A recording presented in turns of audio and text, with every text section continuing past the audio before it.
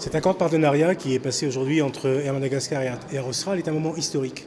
Historique dans le cadre de la coopération régionale, bien sûr, parce que c'est la démonstration que tout le travail qui a été enclenché entre les îles de l'océan Indien, et en particulier entre Madagascar et La Réunion, donc est un travail concret, qui permet aujourd'hui à deux compagnies, donc la compagnie Air Austral d'une part et Air Madagascar d'autre part, de pouvoir effectivement d'être dans une démarche qui va permettre de fusionner finalement le savoir-faire, l'intelligence de l'une comme de l'autre, et d'être dans une démarche ensuite gagnante à l'échelle de l'océan Indien, entre les îles de l'océan Indien. Donc historique pour la coopération, historique pour la connectivité aérienne, puisque ça va là aussi permettre à partir de La Réunion de mieux desservir l'ensemble des grandes villes donc de Madagascar, non seulement Tananarive ou Tamatave comme aujourd'hui, mais demain Diego, Majinga, Fort-Dauphin. Donc c'est une nouvelle ouverture pour les Réunionnais, mais aussi sur les vols, tout ce qui concerne les vols intérieurs donc à Madagascar, là aussi c'est permettre à Madagascar finalement de connaître un nouvel élan en termes de développement touristique. Donc on est vraiment sur une démarche qui est une démarche historique en termes de coopération, en termes de connectivité aérienne.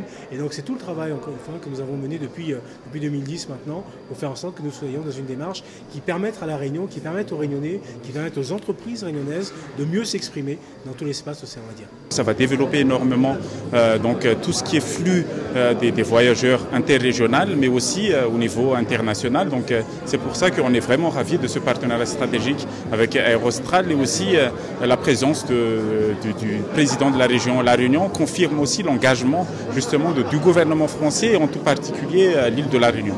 Effectivement, depuis 2 ans qu'on travaille sur l'alliance Vanille, donc c'est vraiment une concrétisation de ce que c'est une alliance entre 2 îles de l'océan Indien. Et donc l'objectif c'est vraiment de mettre en place 2 compagnies avec la synergie et de vraiment exploiter le potentiel des îles de l'océan Indien. Donc pour la suite, ça va être un rapprochement qui va être très, très rapide entre tout le monde.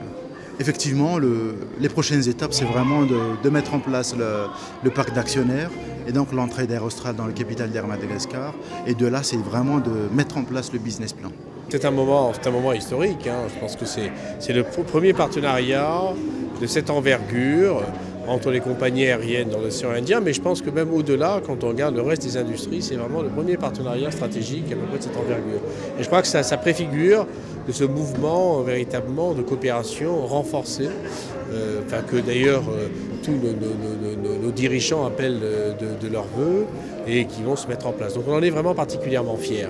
Donc la suite, qu'est-ce qui va se passer? Le plus dur reste à venir finalement? Ah oui, le plus dur, parce que tout simplement aujourd'hui on a négocié, on a été les meilleurs, et on a été donc choisis comme partenaire stratégique. On a négocié un peu les modalités, mais au-delà maintenant des modalités, c'est la mise en œuvre. Vous savez, les plans au niveau des compagnies aériennes, on arrive effectivement à les monter. Le plus difficile, ça reste dans l'exécution.